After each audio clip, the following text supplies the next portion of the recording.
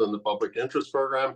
You might notice that I have two images on the gallery, and that the one that is live is not very live, so I apologize. It's due to technical difficulties, but you should be able to hear me okay. If I'm breaking up or not able to be heard, Elizabeth, please let me know. The Health in the Public Interest Program is a program that emphasizes social determinants of health writ largely. And so today we're very happy to have Shawneequa Callier, who will be introduced in a moment by our student Kundai. And she's going to be talking about a topic that's near and dear to many of our hearts, and that is social justice in medicine-related things. So the Health in the Public Interest Program seminar series ends for the semester with this one.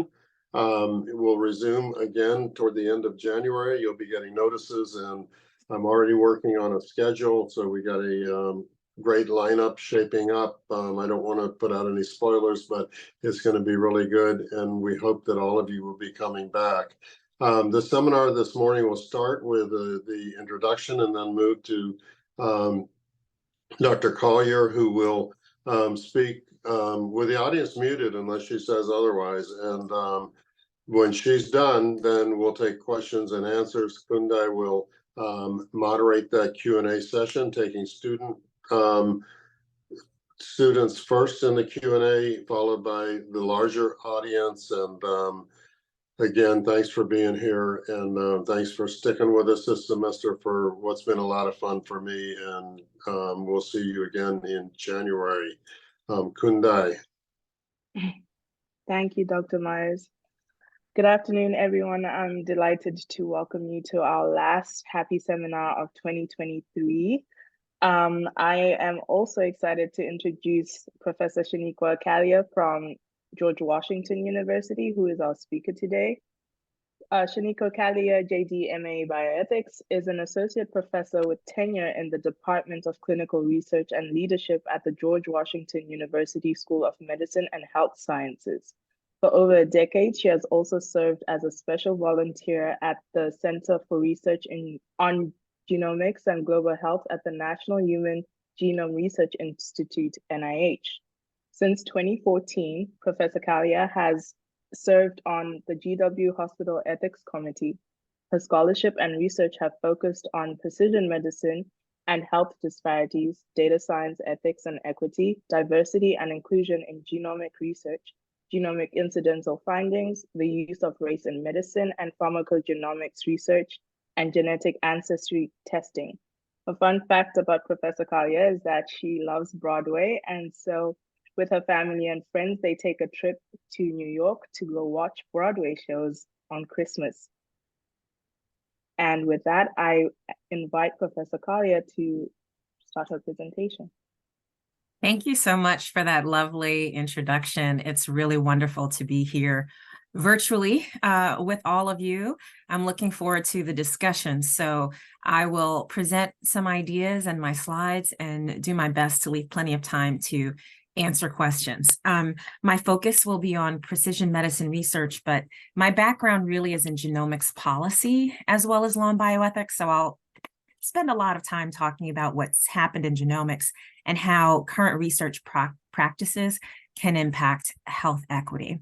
But first, of course, I declare no financial or other conflicts of interest, and the opinions expressed here are my own. So I'll start with a definition for this crowd, for the master's students. I thought I'd start with what is precision medicine, and then go into the principles of justice found in our foundational research ethics guidelines in the Belmont Report. And this is a report that researchers and institutional review boards generally follow, as well as the common rule when thinking about issues related to justice. And then I'll discuss the pitfalls. What are the potential pitfalls of precision medicine? I'll spend time on the use of race as a biological category, the issue of the lack of diversity and inclusion in the research ecosystem, and discuss inequitable relationships with groups and communities, which I think is one of the biggest issues we have to tackle as we start move into a world where data science is informing precision medicine research as well as genomics. And then I'll share some thoughts for the future. As a reminder, I bring an ELSI lens to this, meaning I think about the ethical, legal, and social implications of emerging technologies, including genomics technologies. So I may use the term ELSI. So what is precision medicine? Let's start by providing a definition. The National Institutes of Health has defined precision medicine as an innovative approach that takes into account individual differences in patients' genes, environments, and lifestyle. Many of the examples come from clinical care. The ones that are ongoing and emerging now rely heavily on genomics. Here are just a few examples. So for example, a doctor may select treatment options for a person who has a cancerous tumor based on the genetics of that tumor. The genetics may reveal that a treatment removal of the tumor or chemotherapy are better options, or I'm sorry, removal of a breast, for example, if in the case of breast cancer, chemotherapy may be better because research may show that certain genes lead to certain types of outcomes. Pharmacogenomic testing, and I know that there are quite a few of your professors who are talking with you about pharmacogenomics, and it involves gene-drug relationships. And so doctors may prescribe a drug or select a drug or choose the dosage of a drug based on genotype. And genotype might predict metabolization of that drug, for instance. And then, of course, there's assessing disease risks based on different factors, the environment, genetics, or lifestyle. And what I want to point out, especially with this last example, is that precision medicine goes beyond genomics. It's important to remember that precision medicine is aspirational in the fact that the research and eventually clinical care will incorporate environmental factors, lifestyle, and other biological factors such as body mass index. Some people have equated precision medicine to personalized medicine. Doctors, for instance, have always practiced personalized medicine. They tailor medical decision-making, prognosis, and diagnosis based on family history, traits, and the clinical presentation of the individual. However, others would argue that it is different from our traditional notions of personalized medicine, and I agree with this perspective because of the confluence of various factors. Genomics testing and sequencing could become more widespread, allowing for identification of genetic variants specific to individuals. Data science and artificial intelligence are exploding now as fields and could provide powerful tools for transforming large data sets that include genomics information into clinical guides for medical professionals. These data sets could include information about social determinants of health as well.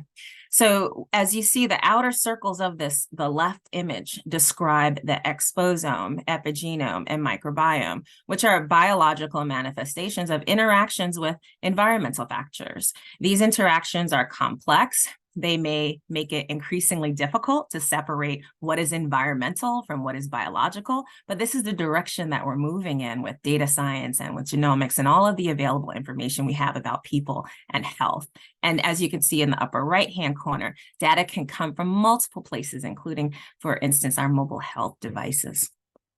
So it's a significant change in how we do medicine. Here are examples from the United States precision medicine programs. Transomics for Precision Medicine, or TOPMed, the TOPMed program collects qualified genomic sequencing data from various sources and provides a good example of inclusion of diverse populations. You can see that there's some representation here of different ancestries.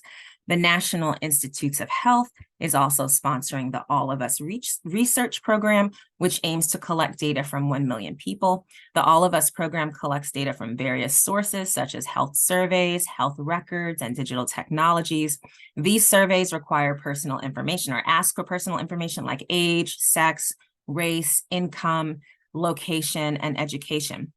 The objective of this program is to facilitate research on the environmental and biological factors that contribute to disease, treatment response, and prevention.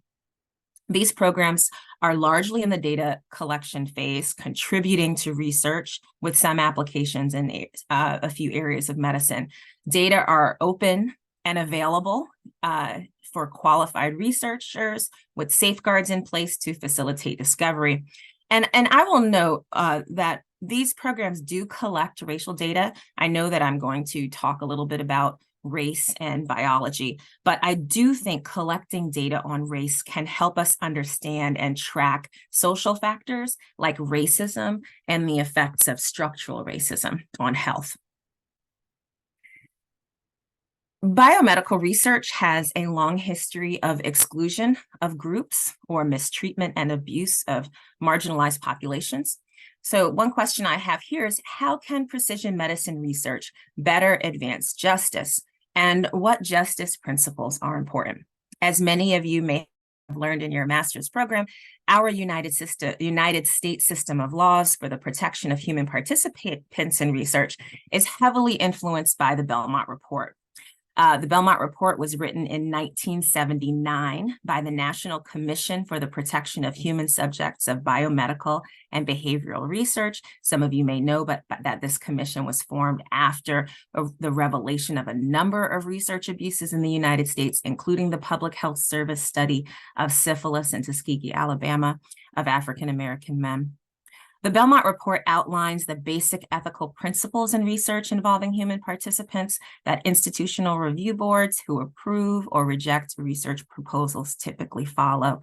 In 1981, U.S. federal registers or federal agencies in the Department of Health and Human Services revised the primary human research laws to reflect these principles. The Commission and our laws, however, really emphasize some principles over others. The principle of respect for persons, for example, is especially recognized and discussed in the ELSI literature and among bioethicists. And we have clinical ethics, we have research ethics. I'm focusing today on clinical research ethics. And respect for persons is recognized as well as beneficence and justice. The laws frame our attention to justice and beneficence, sometimes as a way of respecting persons. And the Belmont Report and laws have concrete language emphasizing the rights of individuals. However, the Commission also discusses the need to protect vulnerable research participants from coercion and exploitation, and to ensure that those we recruit to research are not routinely the same groups who are excluded from the benefits of research. So the Commission focused heavily on how we select participants in research. The selection of research subjects needs to be scrutinized to determine whether some classes, and I included those classes here in parentheses, are being systematically selected simply because of their easy availability, their compromised position, or their manipulability, rather than for reasons directly related to the problem being studied. The Commission also argued that the products of research should not provide advantages only to those who can afford them. Of course, that's a lot harder to regulate, right? That's an issue. It's a principle, it's an aspiration, but it's difficult to come up with regulations and policies, although we do see some in the international context where we negotiate access to products. Research should not unduly involve persons from groups unlikely to be among the beneficiaries of subsequent applications of the research. So these are just values that were manifest in the report. And what we see in the common rule and the law is that special protections were created for children, for pregnant women, and imprisoned research participants. But the Belmont Report and the Common Rule have been criticized for not adequately considering other forms of justice or harm to injured participants or groups that could be injured as a result of research that is, for instance, stigmatizing. So as far as bioethics as a field is concerned, bioethicists have also criticized the attention we pay to different principles. Bioethicists have generally argued that the principle of justice is a major theme of bioethics, but seldomly fleshed out in ways that are significant.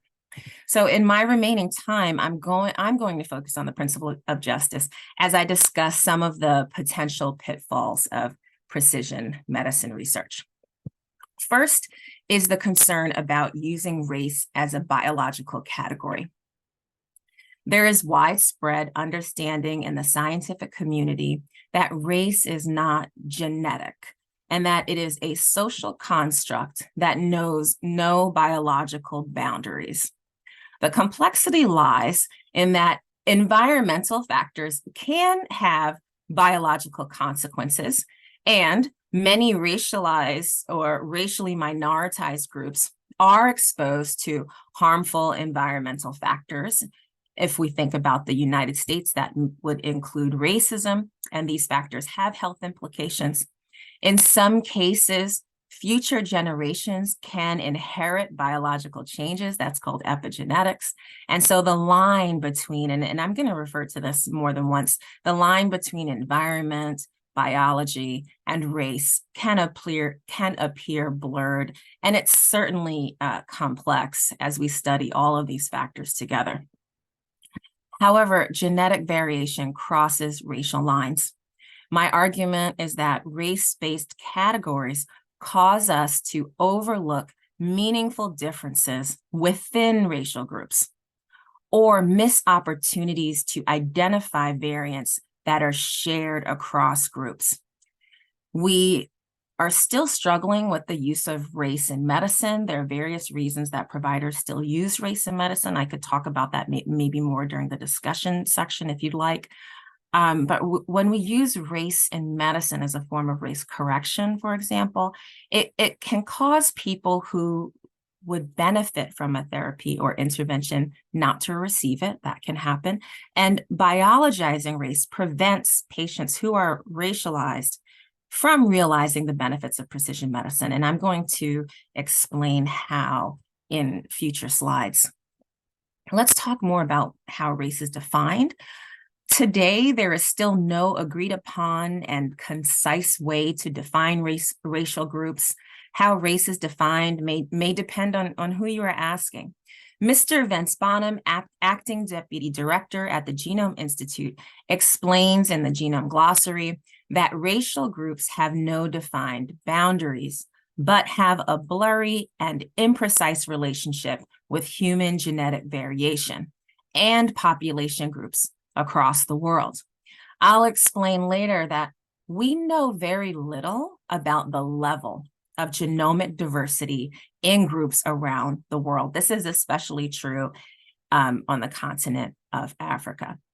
And scientists often use very broad categories, such as continental categories. You may hear me use the term African ancestry or European ancestry.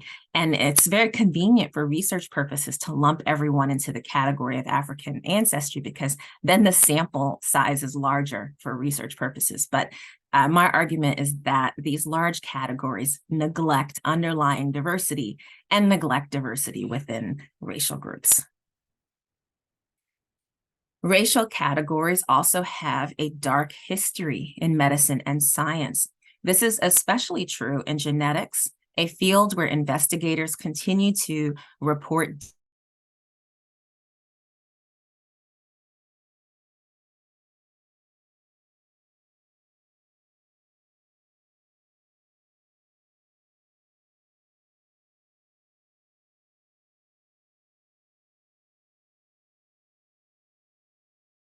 But as these antiquated racial categories that are former U.S. Census OMB categories show, they change over time and they respond to the political environment.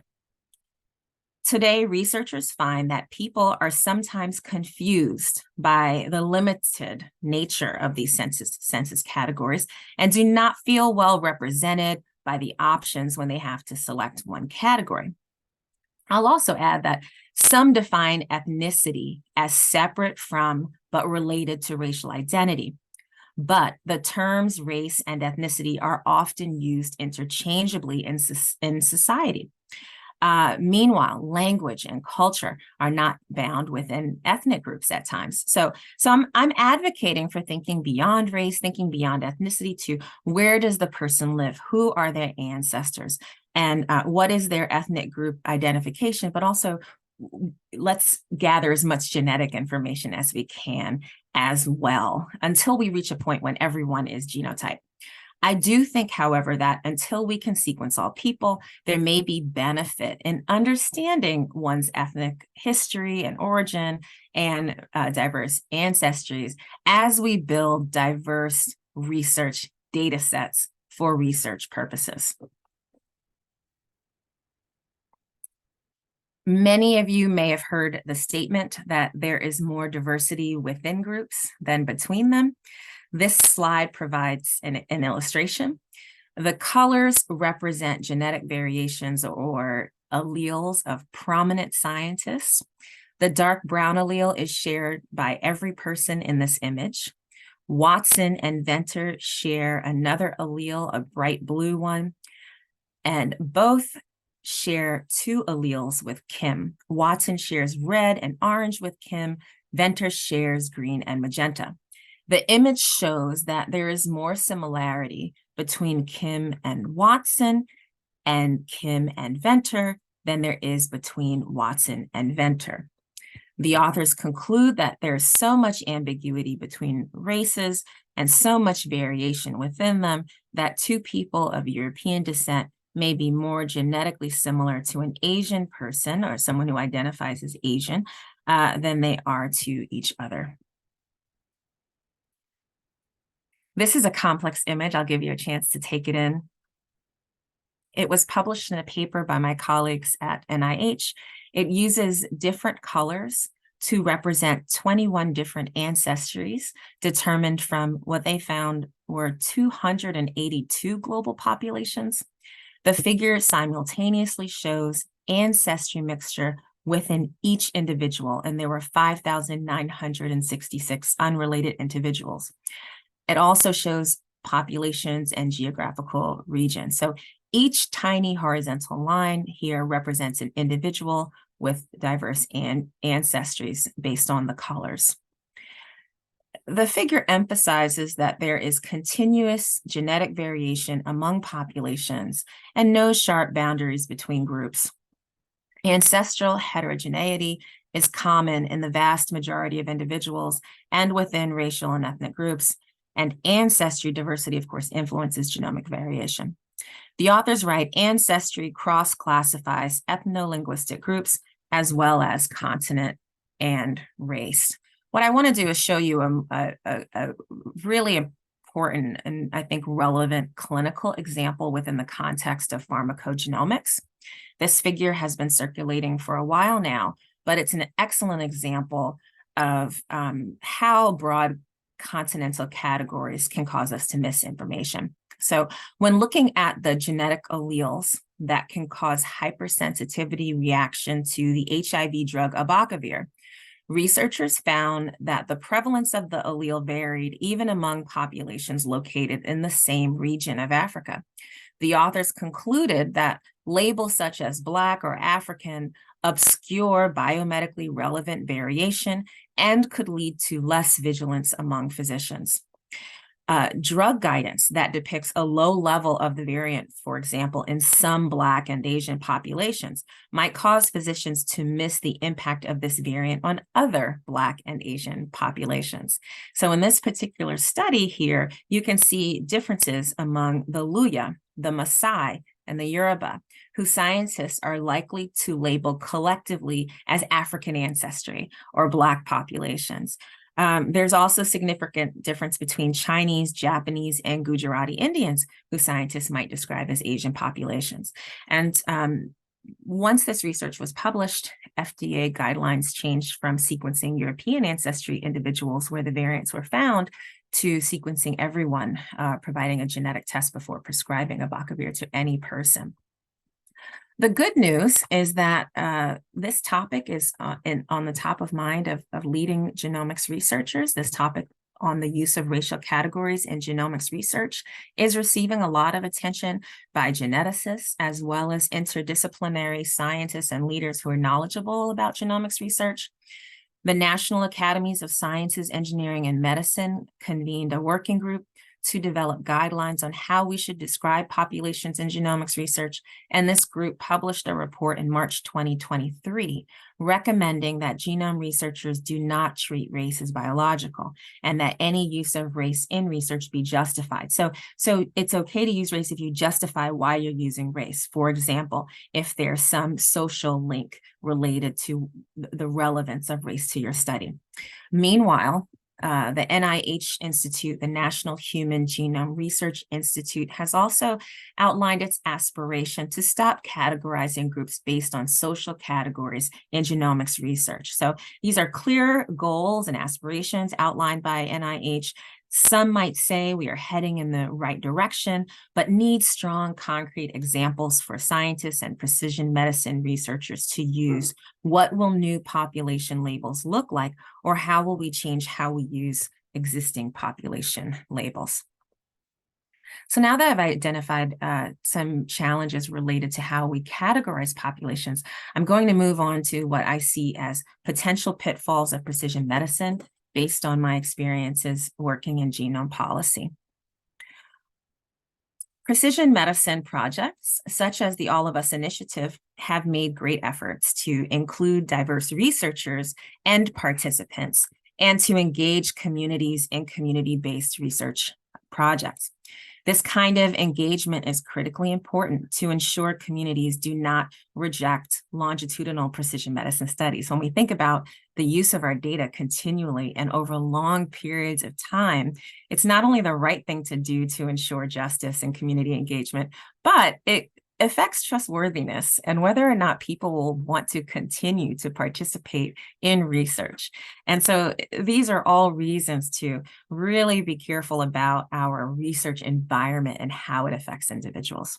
But I see a number of barriers to justice. So as my colleagues and I argued a number of years ago, the lack of diversity among scientists in genomics research can result in the loss of valuable hypotheses and perspectives. It's important to include experts from different backgrounds, environmental backgrounds, countries, and social groups.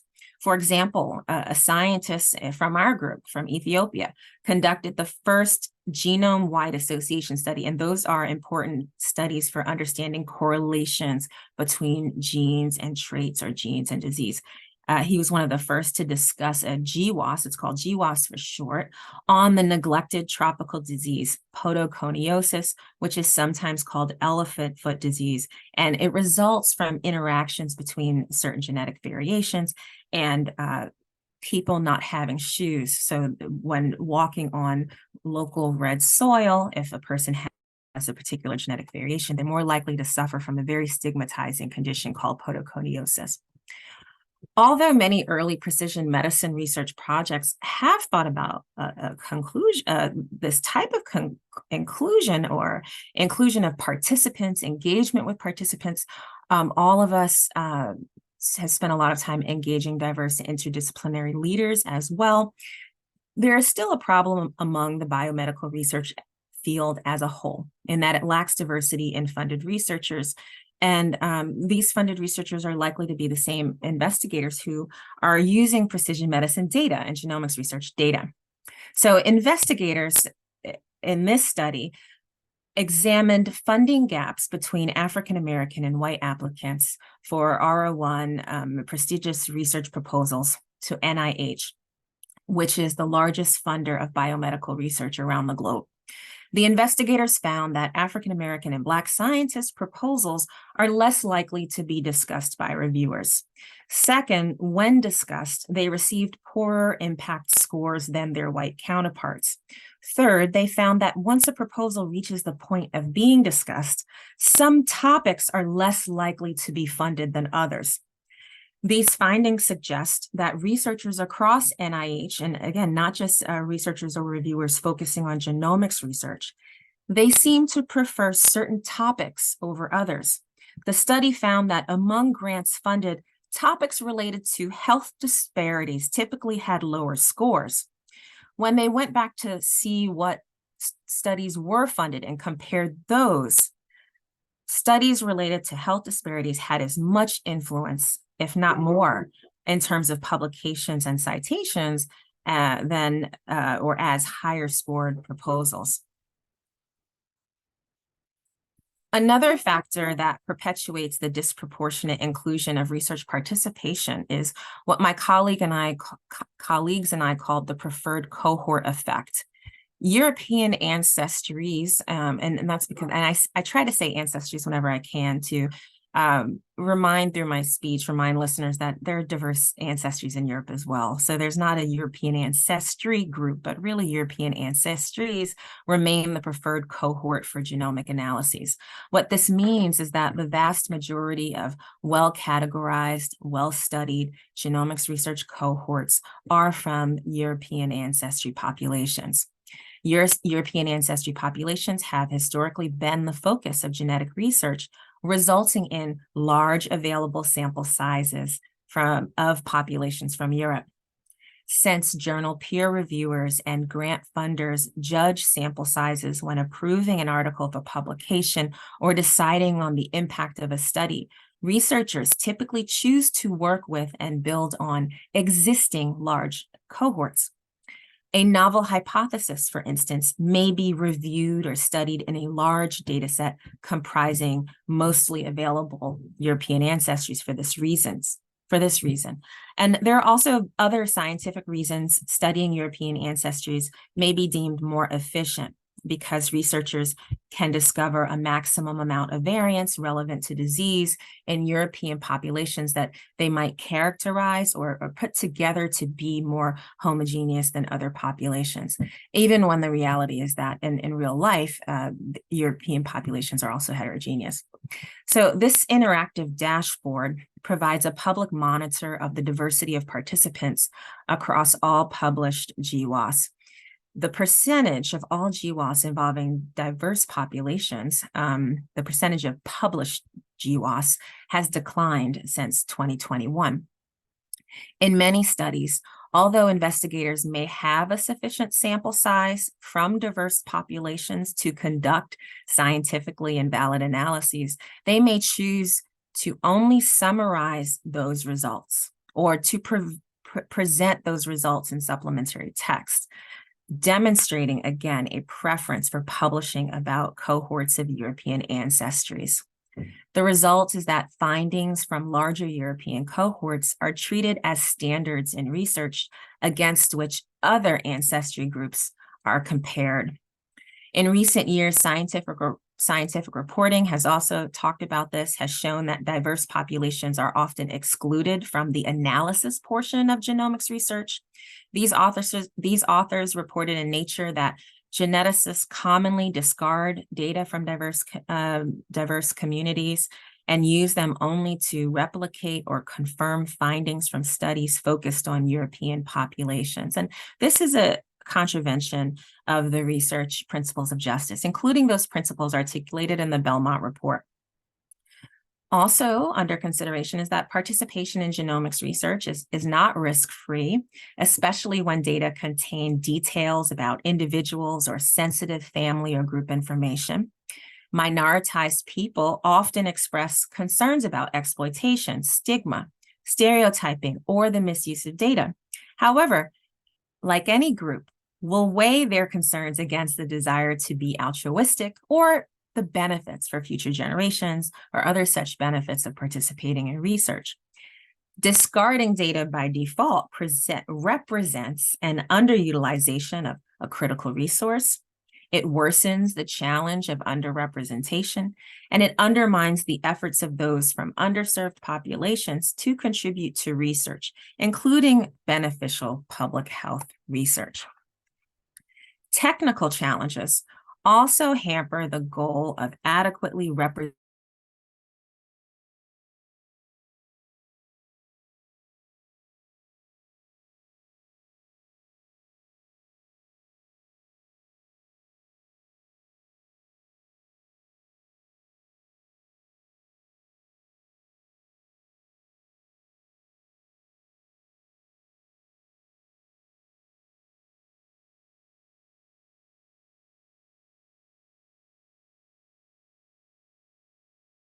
quality genomic sequencing, resulting in incomplete data and a weak DNA database, in the Cancer Genome Atlas.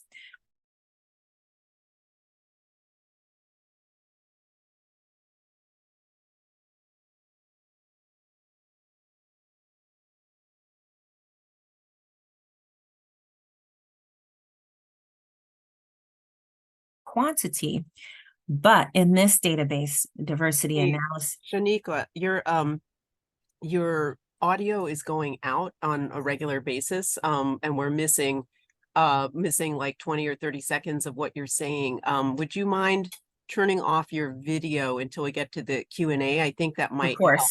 Yeah. Has it been that way the entire time? There's been 2 or 3 times where we lost 20 seconds or so. We thought it was, the first time it was like, okay, but it's happening too often now. Okay. Okay, Sure, thanks. no problem. I'm sorry about that.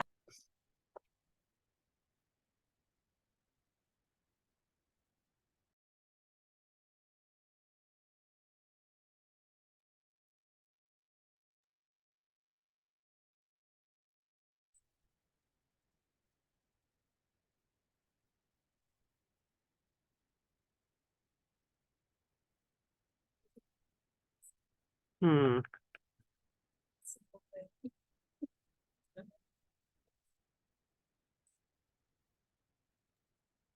I think Anyone have any other some advice? connection troubles. Did we I think lose? she might have dropped out of the call. She'll probably rejoin in a second. Okay. I think she hit the wrong button. Okay, what about this?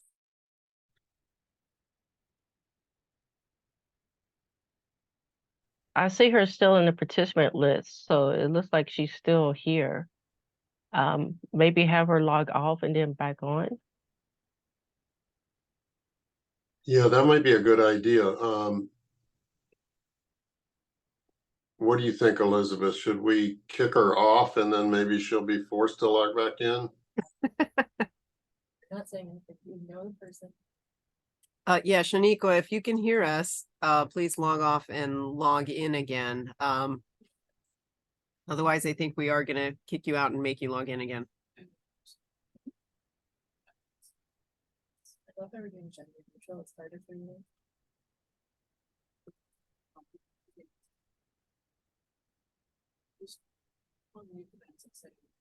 What's her name? Sarah. David? I think this is David. So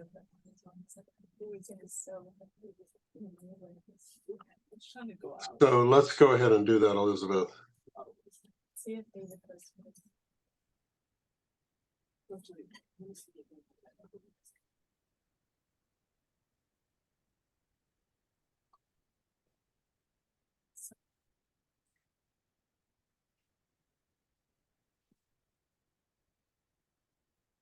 Also, Liz, if you have her phone number, maybe just also give her a call.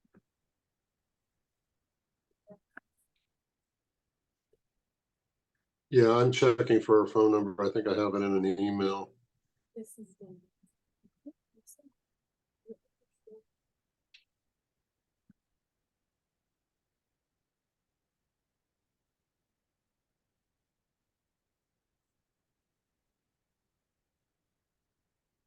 Okay, she's connecting to audio. Looks good. Okay, good. Hi, sorry about that. I don't know what happened with my computer internet connection, but I am able to connect on my iPad. I can try to finish, but if someone can pull up the slides, I was on the slide about the Cancer Atlas program. I will pull up Yeah, the slides. Just give me one moment. Great, thank you. It was good to have a backup. Yeah, we've been extraordinarily lucky with technological issues over the course of the last couple of years. We've been doing this on Zoom. And I Thanks, everyone. moved recently and have not had any internet issues until now. So it's an Okay. unfortunate time, but I guess that's the way these things work, right? Things go wrong at the worst possible time. So Yep. So I can continue talking while we pull up the slides, but the last point I wanted to make was that, you know, this study of the Mayo Clinic database really showed what happens when we don't have the technological tools to analyze data from diverse populations. And so the researchers from the Mayo Clinic argued this is an example of not only low diversity, but also low quality of sequencing genomes. And so now moving to the next slide about justice concerns, you know, so this would be the slide that says justice concerns and starts up. Perfect. Okay, thank you. So now that I've identified challenges in biomedical research and genomics that could impede the equitable conduct of research, I want to return to the principles of justice I started with earlier as they relate to these concerns. So some of the institutional structures and patterns of researcher choices I described reflect the inequitable treatment of individuals and group in direct undermining of some of the principles of the Belmont Report. Practically, I have described practices that exclude, treat groups as or topics as inferior and render groups invisible. As precision medicine advances, concerns about biases and algorithms based on researcher assumptions could expand. How researchers categorize identities and our understanding of biology could be compromised if we do not carefully approach these topics in the age of artificial intelligence, machine learning, and data science. AI can entrench these disparities. So if we please click this next. So first, I'm sorry, let's go back to AI Bill of Rights. For such emerging technologies, researchers will need to go beyond the Belmont Report, possibly incorporating guidance like the AI Bill of Rights on artificial intelligence from the White House, which emphasizes algorithmic discrimination protection and other related principles. Next slide.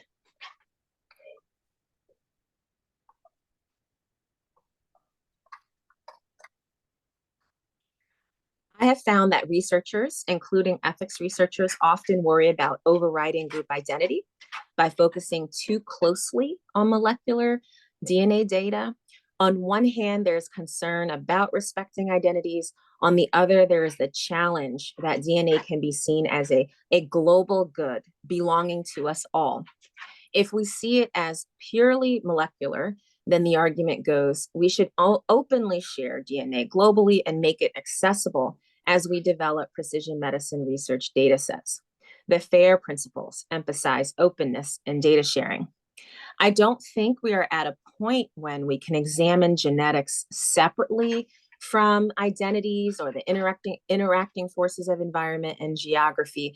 However, they all shape each other. But I do believe we should recognize and acknowledge the groups and the individuals that contribute to research, as well as the environments and the history that have led to health challenges or the health issues that we are investigating, and that this could be an ethical approach. The principles for Indigenous data governance came up with CARE that emphasizes collective benefit, authority to control, responsibility, and ethics. And so the CARE principles may be a way too of thinking about justice as we move forward in precision medicine. Next slide or next click. Another piece of this is the argument about the global commons easily enriching wealthy institutions and nations while exploiting others without the proper tools to engage. So while I don't think ownership frameworks alone, some might ask about whether there should be genomic sovereignty, which is a discussion among Native American indigenous groups. While that alone, I'm not sure would offer full protection, especially from academic and commercial entities with leverage and power to dominate partnerships with individuals and communities. I do think that stewardship models inclusive of community voices can help hold communities, researchers accountable. And some Native Indigenous scientists also point to restorative justice principles that might accompany different models. Next slide. I've also described cases where the norms and values of the research community and reviewers direct resources away from health disparities research. Many of you are likely familiar with the story of Henrietta Lacks, whose genetic samples were used for research purposes without her consent before the writing of the Common Rule or the Belmont Report. And that research on the HeLa cells has become part of a multi-billion-dollar industry. This raises concerns about marginalization and voices from different communities being silenced. That was the case in 1951, and it's often the case today. So larger social justice questions that the Belmont Report does not address it involves here elevating voices from diverse communities. On one hand, injustices in society that come from social, racial, sexual, and cultural biases, I will note, are often viewed as outside of the scope of research. Those issues beyond the researcher's control, such as unconscious bias or lack of social power in society. On the other, researchers and institutions benefit from engaging research participants, and many benefited from the prestige, if not wealth, associated with use of the HeLa cells, while the Lacks family remained poor. Some other justice models that require us to consider the factors that some other justice models may require us to consider factors that drive systematic disadvantage. And these social justice models may be helpful in thinking about what is just within the context of precision medicine and health research. I really like recent arguments, for instance, that efforts to diversify health research need to go hand in hand with more robust benefits for data donors, including financial benefits. Next slide.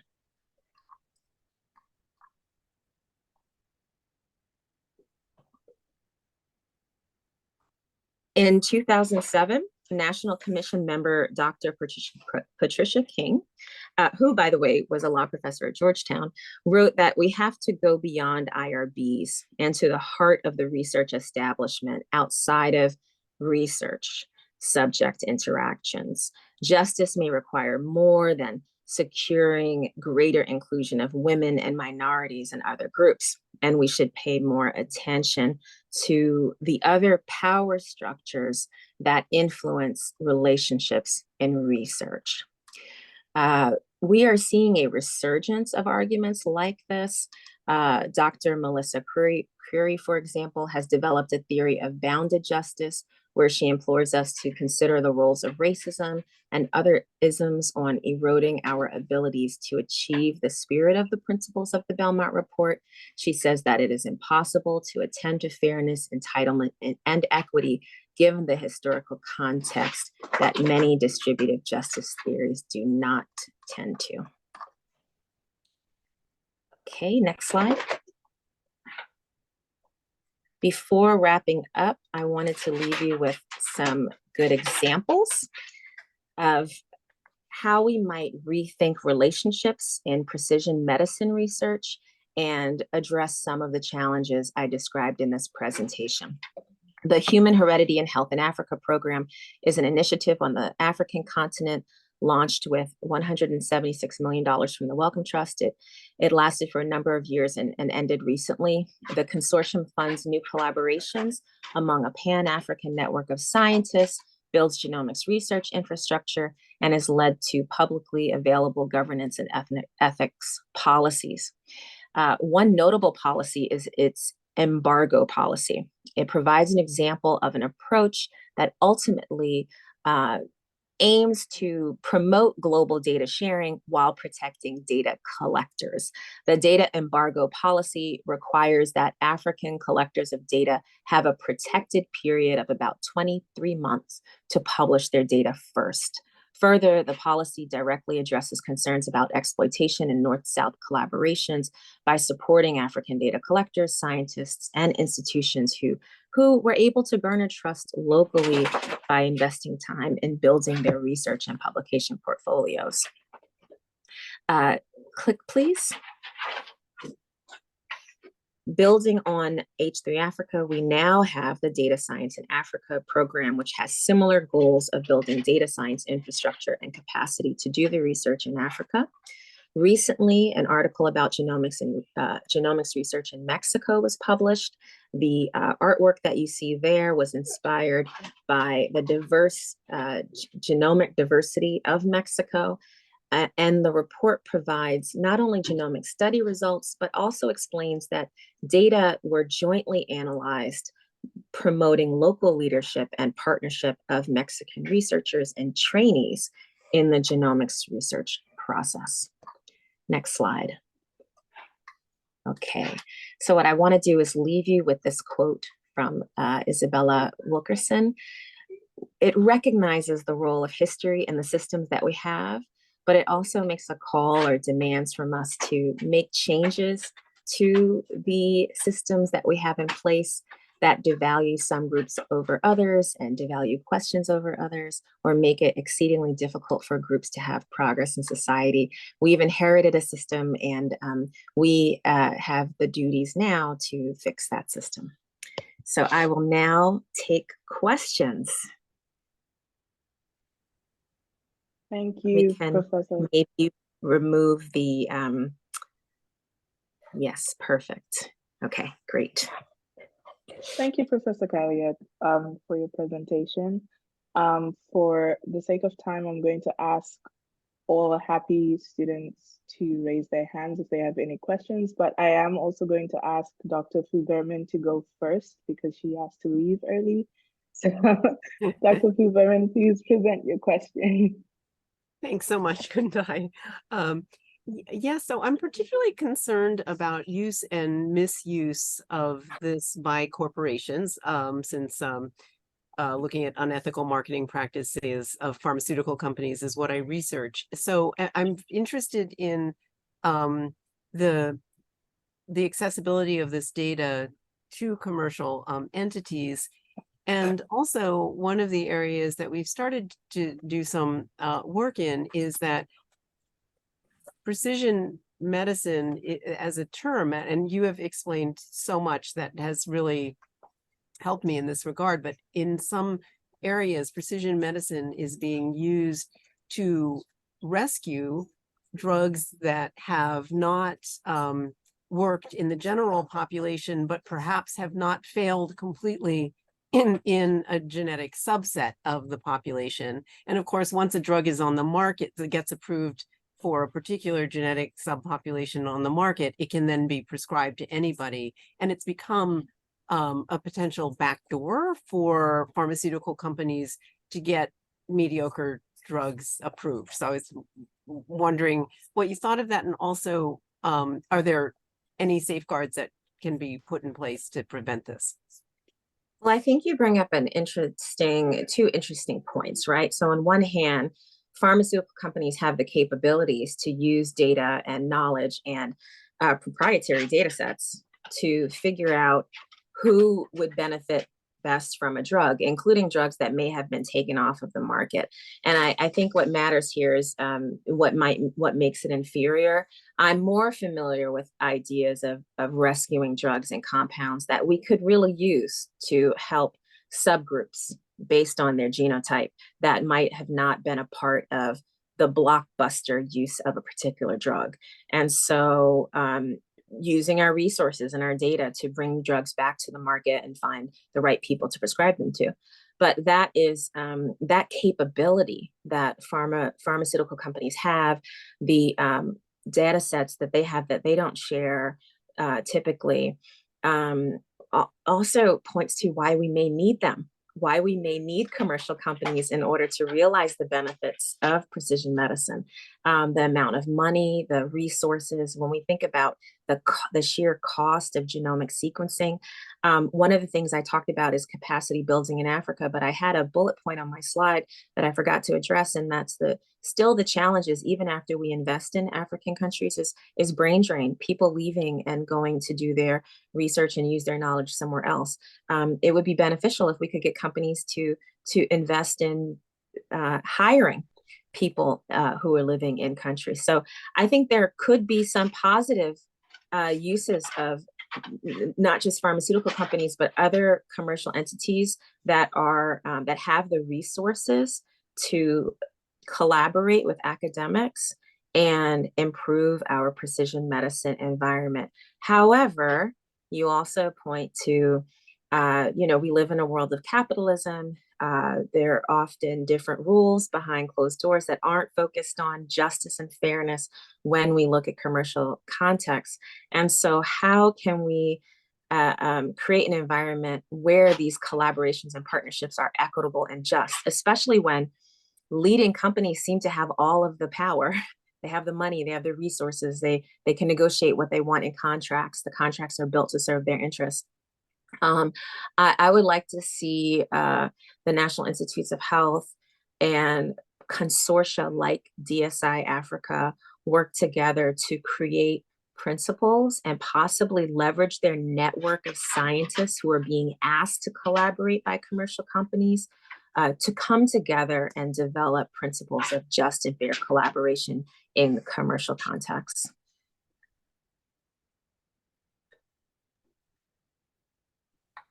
Thanks for your question. Are there any other happy students who have Tatiana? Oh, I can't hear you. Okay. Oh, can you hear me now? Yes. Okay, great. Thank you so much, Professor Callier. I am very curious if you could clarify the difference between genetics and biological, because I know this has come up a few times in my own studies, but it's not clicking in my brain. I know you said there's no biological differences between the different races, but it seems there are genetic ones, especially based on that really interesting diagram you shared about the European ancestry folks with the Asian ancestry. So to clarify, there's no biological, I'm arguing that there's no biological base for race and that there's no genetic basis for race. I think of biology as being broader than genetics in that it might incorporate other physiological factors like BMI or the microbiome or other ways that we look at a person's body and health that goes beyond genetic testing. Of course, some people argue that genetics is the basis for everything, that genetics influences all types of biological interactions as well as traits. And so there may be disagreement on whether any particular trait is genetic or not, because some people argue everything ultimately is genetic. And I tried to point out how the more we collect data on these interacting forces between biology and the environment or genetics and the environment, it's also harder to distinguish between what's environmental and what is genetic. But I stand firmly in my belief that racial categories, looking at a person's race, will not help us understand what their genotype. I see. Thank you so much. My pleasure. So if I could ask a question, I don't see any students with their hands raised. Please come. If you do have questions, raise your hands. This issue of interaction between genetics and environment is really interesting to me. In some writing that I was doing with Sue Mulroney, who I think is still on this call, we were faced with when to include references to distribution differences in certain diseases based on ethnicity. For example, it's often in textbooks cited that type 2 diabetes is more common in people of Eastern European ancestry. And consulting with others about, okay, is that something you want to say in a textbook or not? You know, the answer I got back from people I talked to was that, you know, the fact of the matter is that there's a lot of variation within that group and also the other groups.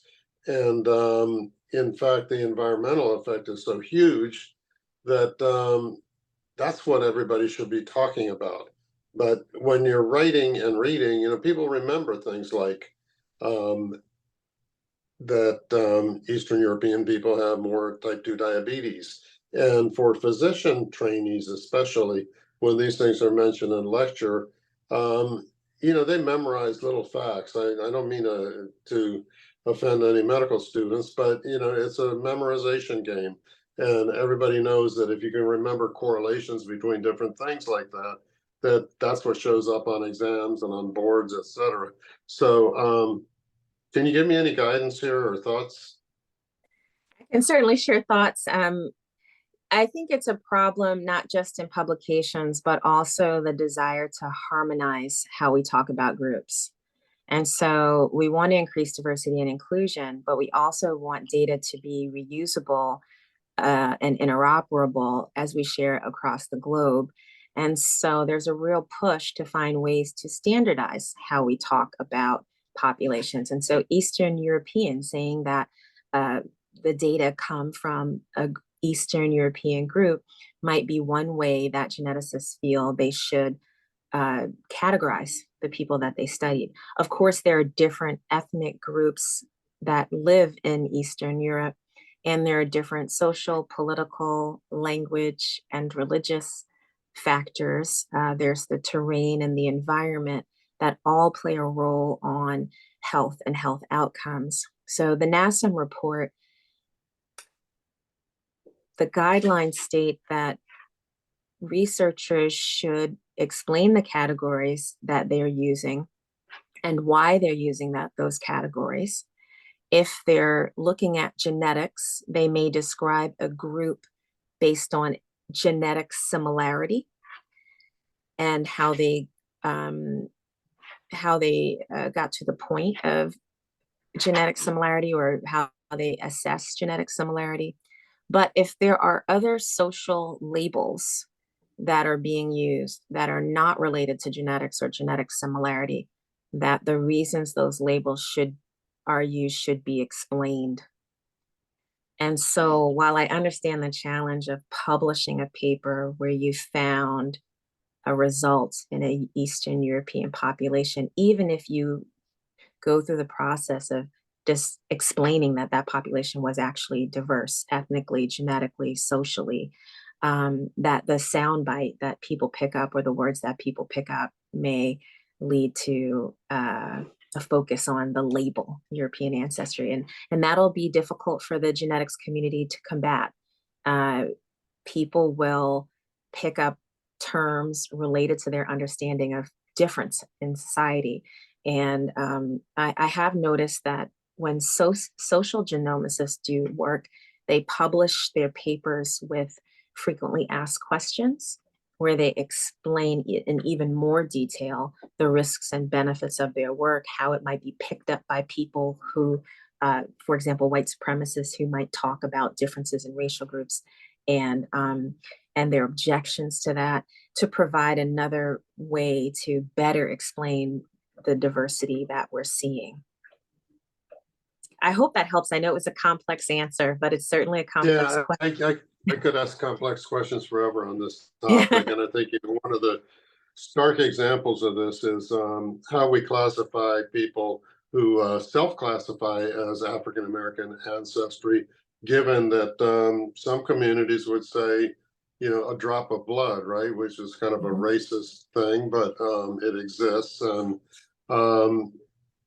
there's no standardized thing at all there. And then, a lot of whites in the United States have some African-American ancestry that they don't recognize or don't know about, right? So it's a terribly complex thing. I saw at least one audience member with a hand up. I think we should let students go first if they have their hands up, but in the interest of time, we should just try to get through as many brief questions as we can. So audience members, if you could keep your questions to the point, and we'll see how many we can address.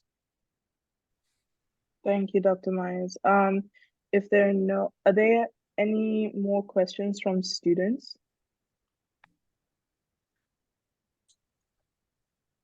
If not, I will ask Annette to go first. Yes, I see Annette, Arthur, Allen. Thank you so much for an excellent presentation. And I I heard you. You mentioned the role of artificial intelligence, but I didn't. Could you elaborate a bit more about that? What do you see? Because I didn't capture if you see it as something that would be beneficial or the contrary. So what is the role of artificial intelligence in all this? Because there's Sure. such a hype around artificial intelligence.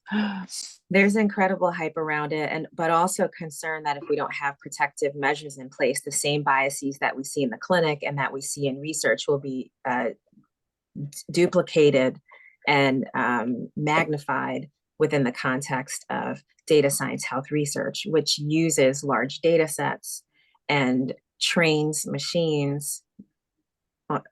learning to create artificial intelligence, which then duplicates all of these biases in ways that we may lose. Some are concerned we'll be unable to control eventually. And so in my perspective, the world of artificial intelligence is here, and it will have an impact on how genomics research is conducted. We're already using machine learning tools in genomics research, and it will have an impact on the algorithms that we use in the clinic. We already use race-based algorithms in medicine that are arguably harmful to people of minoritized racial groups. And if we begin to integrate these biased algorithms into machine learning, that it's going to make things worse in the future. Thank you so much for thank you. Thank you. I think we have time for one more question. I think I saw Arthur. Wait, sorry. I think I'm gonna ask Maggie. And then Maggie. Yeah, I was just wondering like how you found the best way to kind of intervene on, I think people have in the medical field the kind of bias of race as a proxy for biological factors. So I guess what's the best way you've seen to kind of step in and change people's understanding of that? Is that more kind of like medical school in like specific hospital environments or any other methods? I think medical school is a good place to include these kinds of discussions. Medical students are often still taught that race is biological. Some of the doctors I go to, I went to a doctor recently who gave me a kidney score that was based on my African-American race. And I actually asked her which score she was using because she didn't tell me she was using the Black person score. And so I think this is a conversation that's in development, and we have doctors who've been practicing for a really long time who've been trained to use these racial categories, and they're continuing to teach it in school, but also teach it to providers who are coming into the clinic. And so it's a real cultural shift that we need to see. And in some areas we're starting to see related to not treating race as biological. But, there's a real rift in what to do about race. So everyone agrees race is not biological, but we don't have the data yet because of some of the reasons I explained to use ancestry and genetics in the clinic. And so many clinicians argue that the best thing we have is race as a proxy. And we can acknowledge the limitations of race. We can be conscious of racism and the role it has in healthcare. We can acknowledge that race is not biological, but it still is used to help us think about differences between the patients that we're seeing. And many physicians, and these are physicians who want to end health disparities. They're good people who want to reduce health disparities, argue that we should still use race because we're not ready yet to use genetics. Okay, if I can add to that, I would say that what you said earlier about not using race to establish normal values when we don't know the cause effect of those differences was an important point you made earlier. Would you agree with that? No, yes, we have to go beyond race. Why, just as the NASM report said we should justify why we are using race in research, doctors should explain or understand why they're using race in the clinic. And try to think about what race is being used as a proxy for. Is it because of where you think the person lives, because of their lifestyle, because of certain decisions they're making, because they have a stressful life, a certain income, lack of health insurance? Because better detailing those factors can help us get closer to providing the care that patients need. My colleagues and I looked at a study on the first African-American approved drug, Vital, and many of the reasons that doctors don't prescribe Vital is because it's expensive and payment plans don't cover it.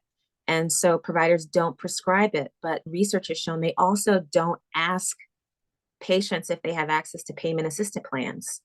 So rather than just not prescribe Vital because it's expensive, even though you think, and then to also prescribe the generics because you believe they'll work for a particular racial group, what about the questions around this race-based drug, such as affordability and access to insurance? Why not focus more on those, the factors that we think race is a proxy for?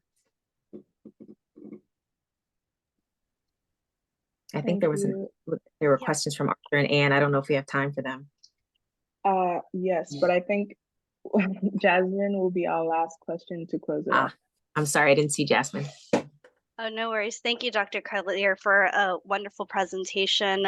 So my question is to your comment, answering one of the previous questions on using genetics instead of race. How would that look like in practice? Like if you go to a doctor visit, I'm just curious. Yeah, how would this look in practice? Well, some of the implications of some of what I presented is that we just don't have the data to use genetics in a lot of cases. And research shows that medical providers are more likely to look at family history and other criteria, and they do not use genetics. And so that's going to be a barrier to precision medicine. What we would like to see is, like the abacavir example, a person could get tested for to understand metabolization before we prescribe a drug. But developing companion drugs are expensive, and pharmaceutical companies often don't want to invest in companion diagnostics. We don't have a lot of research or examples of that.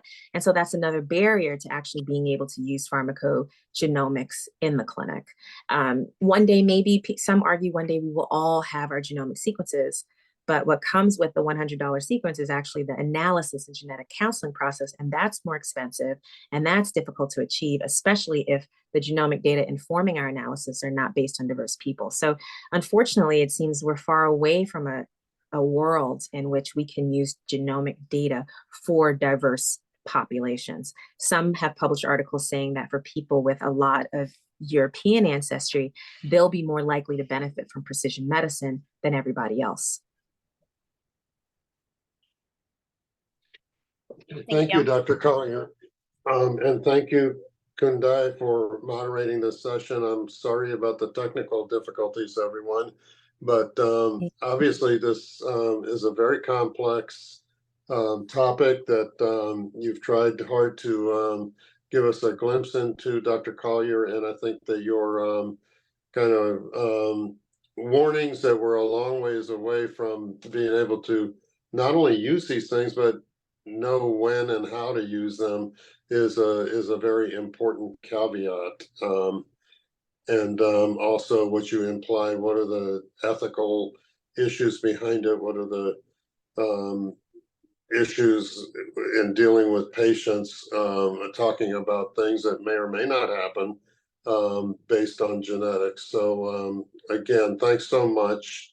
And thanks for your patience as we got through today with the glitches and for being fast on your feet. My pleasure. And I have no idea what happened with my internet. I'm so sorry about it, but thank you for your great questions and for allowing me to meet with you today. It was great. Okay, thank you. And thanks to the audience for being here, not only today, but for the whole semester. You're an important part of what we do, and we will be sending you notices about our first seminar in January and subsequent talks for the rest of the semester in the spring. So again, if you can, if you want to send me any comments about the seminars, feel free. The students will do an evaluation, but outside people can email me. It's MYERSA, Myers A @ Georgetown.edu. So Shawneequa, thanks again, and we'll see you all another time. Thank you. Happy holidays. Thanks.